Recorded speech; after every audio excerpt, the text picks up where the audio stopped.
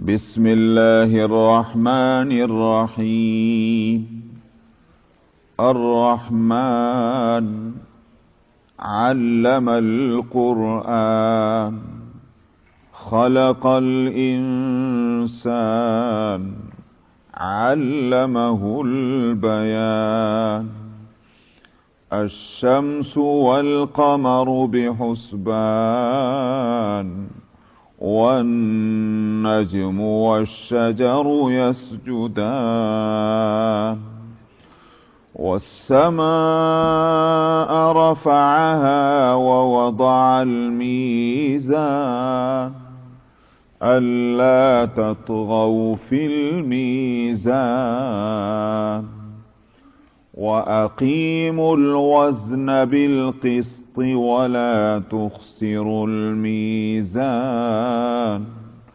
والأرض وضعها للأنام فيها فاكهة والنخل ذات الأكمام والحب ذو العصف والريحان. فبأي آلاء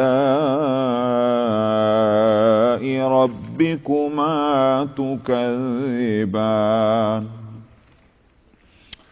خلق الإنسان من صلصال كالفخار وخلق الجان من مارج من نار. فبأي آلاء ربكما تكذبان. رب المشرقين ورب المغربين. فبأي آلاء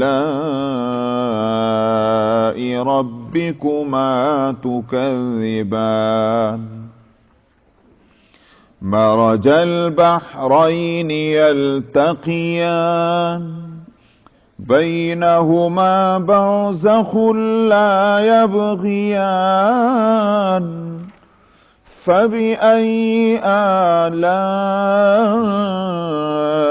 ربكما تكذبان. يخرج منهما اللؤلؤ والمرجان. فبأي آلاء ربكما تكذبان. وله الجوار المنشآت في البحر كالأعلام. فبأي آلاء ربكما تكذبان. صدق الله العظيم.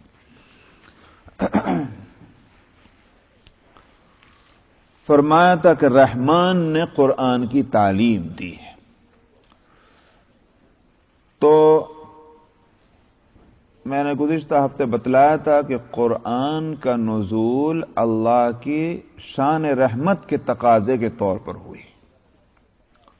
अल्लाह चूंकि रहमान है इसलिए उसने कुरान उतारा कि जो इंसानों की हिदायत के लिए है। हिदायत वाजिब नहीं थी, हिदायत का बंदोबस्त करना। अल्लाह पाबंद नहीं थे कि उसके ज़िम्मे कोई कर्जा था। रहमान है इसलिए उसने कुरान उतारा। एक और भी बात है और वो ये कुरान का उतरना हमारे हक में रहमत भी है। दो चीजें हो गई। कुरान का उतरना अल्लाह की शान रहमानी का तकाजा है एक चीज, और दूसरी बात यह कि कुरान का नुज़ूल हमारे हक में रहमत है। यह भी अल्लाह के रहमान होने का एक दूसरा पहलू है। अल्लाह सुब्हानहू व तआला हर चीज बना देते दुनिया में, लेकिन कुरान का नुज़ूल न होता तो अल्लाह की रहमतें हम पर मुकम्मल न होती।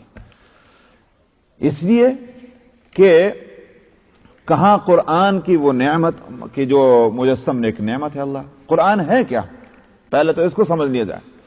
ہم تو یہ سمجھتے ہیں کہ بھائی ایک کچھ عربی کے اندر کوئی کتاب ہے، پڑھ لیجئے، کچھ اس میں قوانین ہیں، کچھ احکام اور ضوابط ہیں، ان پر عمل کر لیجئے، ٹھیک ہے، یہ بات بھی ہے، لیکن قرآن دراصل آسمانی کتاب ہے۔ صرف اتنا ہی نہیں، بلکہ یہ کہ اللہ کا کلام ہے، اور اللہ کا کلام اللہ کے اندر سے نکل کر آیا، اس لیے کہ کلام وہی ہے جو متکلم کے اندر سے نکل کر آئے، اسی کو کلام کہتے ہیں۔ اسی لیے ایک حدیث میں ہے بھی کہ القرآن کلام اللہ وخرج من، قرآن اللہ کا کلام اس کے اندر سے نکل کر آیا۔ اسی واسطے ساری چیزیں دنیا کی جو اللہ کی مخلوق، اللہ کی صنعت، اللہ کے حکم کے نتیجے میں وجود میں آئی ہیں چیزیں، یہ سب کے سب اللہ کی تبرک ہوں گی۔ جو چیزیں بھی اللہ سے نسبت رکھتی ہیں، اللہ سے تعلق رکھتی ہیں، وہ ظاہر ہے کہ وہ اللہ کا تبرک بن جائیں گی، مگر قرآن جیسا تبرک کوئی اور چیز نہیں، کیونکہ ہر چیز اللہ کے اندر سے نکل کر نہیں آئی، کوئی بھی چیز سوائے قرآن کے۔ جو بھی چیز بنی اللہ کے حکم سے بنی، مگر قرآن اللہ کے حکم سے نہیں بنا، بلکہ قرآن اللہ کے اندر سے آیا۔ تب ساری چیزیں ہمیں مل جاتی جو اللہ کے حکم سے وجود میں آئیں۔ نعمت مکمل ہو سکتی تھی بغیر قرآن کے؟ قرآن وہ جو چیز اللہ کے اندر سے نکل کر آئی ہے، وہ انسان کا جو خلیفۃ اللہ ہے، اللہ اور انسان کے درمیان میں کوئی اور چیز حائل نہیں ہے۔ اس لیے کہ میں ہمیشہ کہا کرتا ہوں کہ نائب کس کو کہتے ہیں، اسسٹنٹ کس کو کہتے ہیں؟ خلیفہ کے معنی نائب اور اسسٹنٹ کے ہیں۔ ظاہر ہے کہ نائب اور منیب اس کو کہیں گے جس کا نائب ہے۔ نائب اور منیب کے بیچ میں کوئی اور چیز نہیں ہو سکتی، بات سمجھ میں آتی نہیں؟ سپروائزر اور اسسٹنٹ سپروائزر کے بیچ میں کوئی نہیں ہوگا، ڈائریکٹر اور ڈپٹی ڈائریکٹر کے بیچ میں کوئی اور دوسرا نہیں ہو سکتا ہے، نہیں؟ اسی طرح اللہ اور خلیفۃ اللہ کے بیچ میں کوئی اور چیز نہیں ہو سکتی۔ یہ ہے رشتہ ایک انسان کا اللہ سبحانہ و تعالی سے۔ تب اللہ میاں نے اس خلیفۃ اللہ کو ہر چیز دے دی مگر قرآن نہ دیا، تو ظاہر ہے کہ نعمتیں مکمل نہ ہوتی۔ قرآن کے نزول نے آ کر نعمتوں کو مکمل کیا، اسی لیے قرآن میں وہ آیت اتری جو کہیں کسی اور کتاب میں نہیں اتری، نہ تورات میں ملے گی نہ انجیل میں ملے گی۔ وہ آیت کیا ہے؟ الیوم اکملت لکم دینکم واتممت علیکم نعمتی ورضیت لکم الاسلام دینا۔ آج میں نے اپنی نعمتوں کو پورا کر دیا۔ دیکھا آپ نے، تکمیل نعمتوں کا نزول کا سلسلہ تو پہلے سے چلا آ رہا ہے، لیکن تکمیل نعمت قرآن سے ہو رہی ہے۔ اور کس طرح سے کہ واتممت الیوم اکملت لکم دینکم، تکمیل دین کر دی، اتمام نعمت کر دیا، اور میں نے اس اسلام کو جو قرآن کے ذریعے سے تم کو مل رہا ہے، یہ اسلام کو میں نے تمہارے لیے دین ہونے کے اعتبار سے پسند کر لیا۔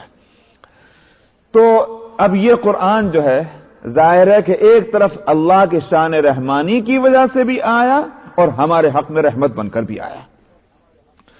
تو اس لیے فرمایا تھا کہ الرحمن علم القرآن۔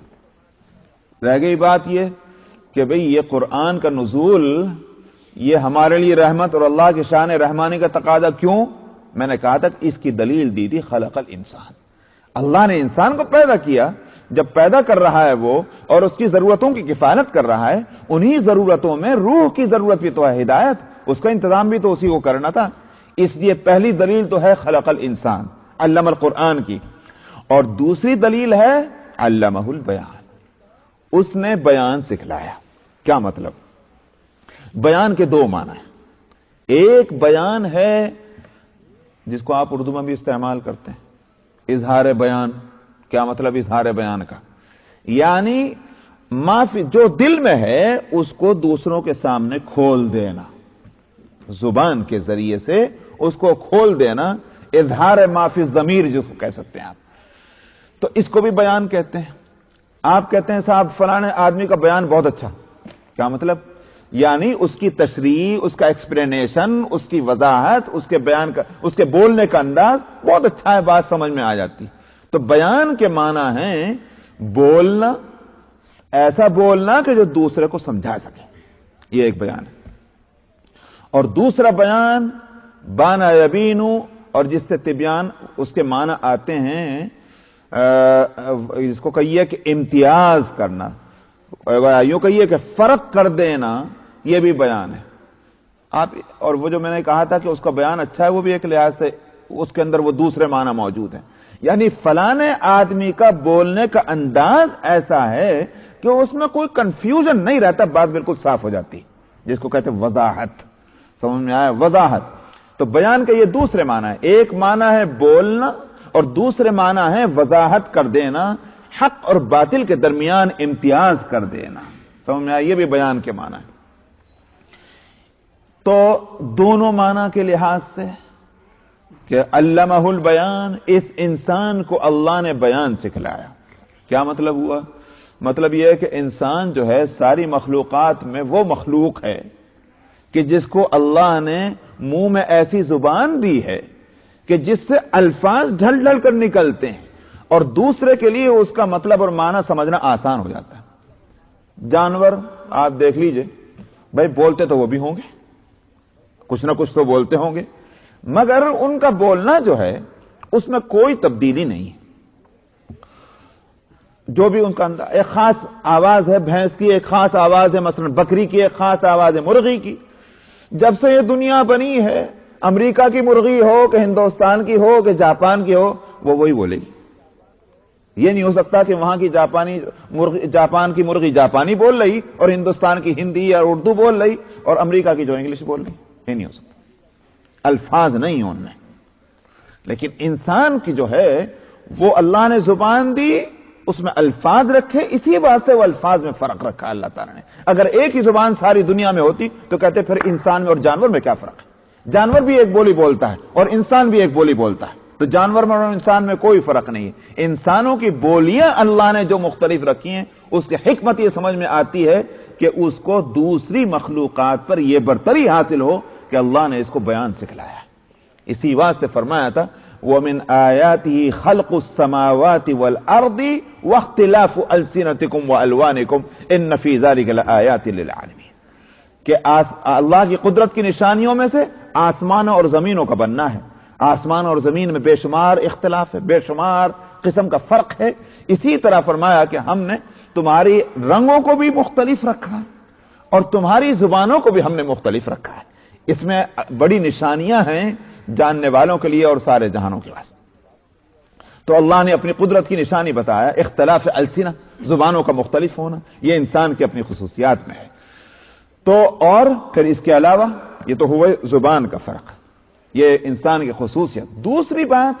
دوسری بات یہ کہ اللہ نے انسان کے فطرت میں، اس کے نیچر میں، اس کی طبیعت میں برائی اور اچھائی کے درمیان فرق کرنے کی صلاحیت رکھی.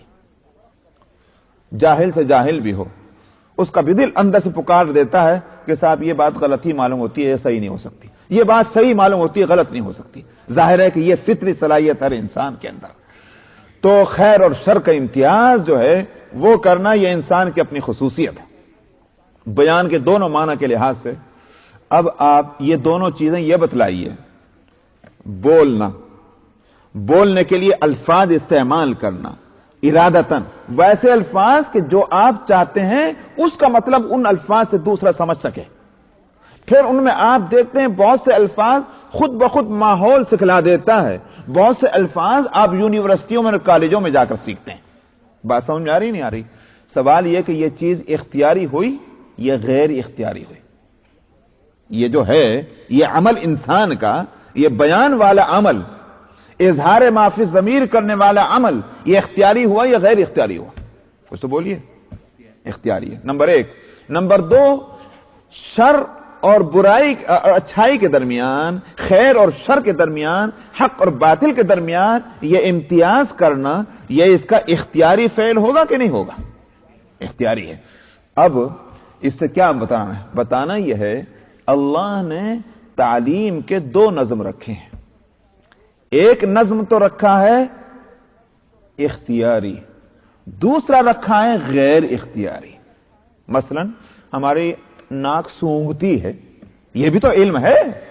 علم ہے کہ نہیں صاحب؟ اسے سونگنے کے بعد یہ بدبو ہے کہ خوشبو ہے، یہ آخر یہ علم حاصل ہوتا ہے. لیکن یہ علم ہمارے اختیار سے نہیں حاصل ہوتا. یہ نہیں ہے کہ ہم فیصلہ کریں کہ آج ناک سونگ کر کے خوشبو کو بدبو بتائے. سمجھ میں آیا؟ اور بدبو کو خوشبو بتائے، یہ نہیں ہو سکتا۔ ناک جو ہے وہ سونگتی ہے، سونگنے کے ساتھ بلا اختیار یہ فیصلہ دے دیتی ہے کہ یہ خوشبو ہے کہ بدبو ہے۔ یہ علم ہے، اور یہ علم ہمارے اختیار کا نہیں، یہ علم غیر اختیاری ہے۔ ایک مرغی کا بچہ انڈے سے نکلنے کے ساتھ ہی بھاگنا شروع کر دیتا، کون سی اسکول میں اس نے پڑھا ہے کہ اس طرح چلو؟ قطعاً نہیں۔ ابھی تو ماں کی صحبت اور باپ کا اس کو سایہ بھی نصیب نہیں ہوا کہ ماں اور باپ ہی نے اس کو بتلا دیا ہو کہ چل اس طرح سے، لیکن یہ علم ہے اس کا، اور یہ علم غیر اختیاری ہے۔ بات سمجھ میں آئی؟ تو ایک قسم تو علم کی ہے جو غیر اختیاری، اللہ نے وہ علم بھی دنیا میں اور مخلوقات میں رکھا ہے، انسان کے اندر بھی اور غیر انسان میں بھی۔ دوسری قسم ہے اختیار کی، اختیار سے حاصل ہوگا۔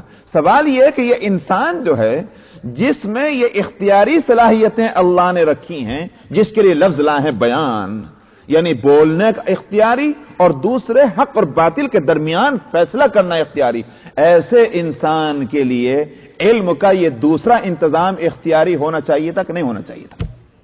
سمجھ میں آیا؟ اسی کے واسطے اللہ نے مکمل ترین وہ علم جو اختیار سے حاصل کرے اور اس کی روشنی میں حق اور باطل کے درمیان وہ فیصلہ کرے جس میں کوئی کنفیوژن نہ ہو، اسی کے لیے قرآن اترا ہے۔ یہ ہے وہ، اس لیے علمہ البیان یہ دوسری دلیل ہے کہیں کہ علم القرآن کی، الرحمن علم القرآن خلق الانسان علمہ البیان۔ اس کے بعد فرمایا الشمس والقمر بحسبان، اللہ سبحانہ و تعالی کے دنیا کے جب کاموں میں تم دیکھتے ہو کوئی فرق نہیں ہے، تو پھر اللہ نے اگر قرآن اتارا اس میں تمہیں شبہ کرنے کی گنجائش ہے کہ اس میں فرق ہوگا؟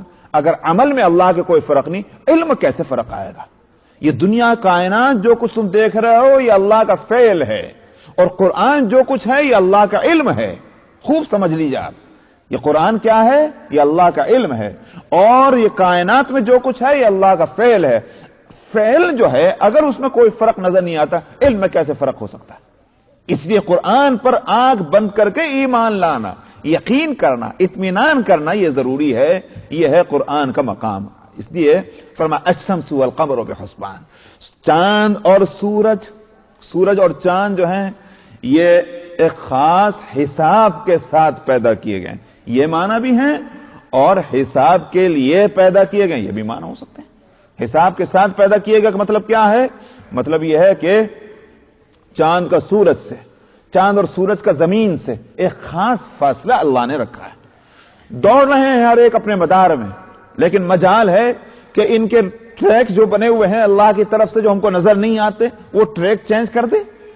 اگر وہ ٹریک چینج کر دے اور وہ فاصلے زمین سے سورج کے اور چاند کے اگر کم اور زیادہ ہو جائیں، زندگی جو ہے وہ مشکل ہو جائے یہاں، لیکن اللہ نے اس کا حساب اور پیمانے مقرر کر دیے ہیں۔ اسی کو سورہ یاسین میں فرمایا للشمس ينبغي لها ان تدرك القمر ولا الليل سابق النهار وكل في فلك يسبحون۔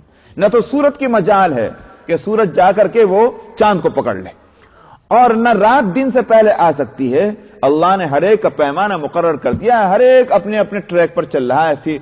کل فی فلک یسبحون، فلک مدار کو کہتے ہیں، اسی لیے میں نے انگلش میں اس کے لیے لفظ ٹریک استعمال کیا۔ جیسے ٹرین جو ہے وہ لائن سے اگر اتر گئی تو تباہی ہے، سمجھ میں آیا؟ اس میں نجات کی کوئی صورت نہیں ہے، کرشمہ ہوگا اگر لائن سے اتر کر گاڑی جو ہے وہ کوئی تباہی نہ مچا دے۔ اس لیے اللہ سبحانہ و تعالیٰ نے ان کے لیے لائنیں مقرر کر رکھی ہیں، ہر ایک اپنی لائن پر چل رہا ہے، یہ ایک حساب اور پیمانہ ہے۔ اور حساب کے لیے پیدا ہونے کا مطلب کیا ہے؟ بھئی ہمارے سارے کیلنڈر یہ سورج سے بن رہے ہیں یا چاند سے بن رہے ہیں، سمجھ میں آیا؟ اور آپ یوں کہیے کہ قرآن حکیم میں مثلا دوسری جگہ فرمایا وَيَدُ الْإِنسَانُ بِالشَّرِّ دُعَاءَهُ بِالْخَيْرِ وَكَانَ الْإِنسَانُ وَجَعَلْنَا اللَّيْلَ وَالنَّهَارَ آيَتَيْنِ فَمَحَوْنَا آيَةَ اللَّيْلِ وَجَعَلْنَا آيَةَ النَّهَارِ مُبْصِرَةً لِتَبْتَغُوا فَضْلًا مِّن رَّبِّكُمْ وَلِتَعْلَمُوا عَدَدَ السِّنِينَ وَالْحِسَابَ۔ یہ دن اور رات کا یہ فرق کہاں سے پیدا ہو رہا ہے؟ سورج سے، چاند سے نہیں، سورج سے۔ دن آتا ہے رات چلی جاتی ہے، رات آتی ہے دن چلا جاتا ہے، یہ چاند سے نہیں ہو رہا، یہ سورج سے ہو رہا ہے۔ فرمایا کس لیے؟ تاکہ تم اس سے اپنا کیلنڈر بناؤ، یہ ایک فائدہ اس کا یہ بھی ہو رہا ہے۔ تو بے حسبان کے معنی یہ ہو گئے کہ چاند اور سورج دیکھو تمہارے حساب کا بھی ذریعہ ہے، اللہ سبحانہ و تعالی نے تمہاری ایک ایک چیز کی ضرورت کا انتظام کیا ہے، تو پھر ہدایت کی ضرورت کا کوئی انتظام نہ ہوگا۔ اور اسی کے ساتھ فرمایا کہ वन्नज्मु वश्शजरु यस्जुदान, और नज्म और शजर दोनों जो हैं वो सजदा करते हैं। अशजर के माना तो सभी जानते हैं, मेरे ख्याल से तो उर्दू में भी इस्तेमाल होता है, दरख्त। मगर दरख्त का जब लफ्ज बोलते हैं तो उससे मुराद क्या होती है? उससे मुराद वो होते हैं कि जो तने वाले, जिसका तना है, उसको कहते हैं शजर। जो बगैर तने के हैं, जैसे झाड़ियां, बेलें, उनके लिए लफ्ज अन्नज्म इस्तेमाल होता है। और अन्नज्म के दूसरे माना सितारे के भी हैं। इसीलिए बाज हजरात ने, किसी ने तो माना लिए यहां अन्नज्म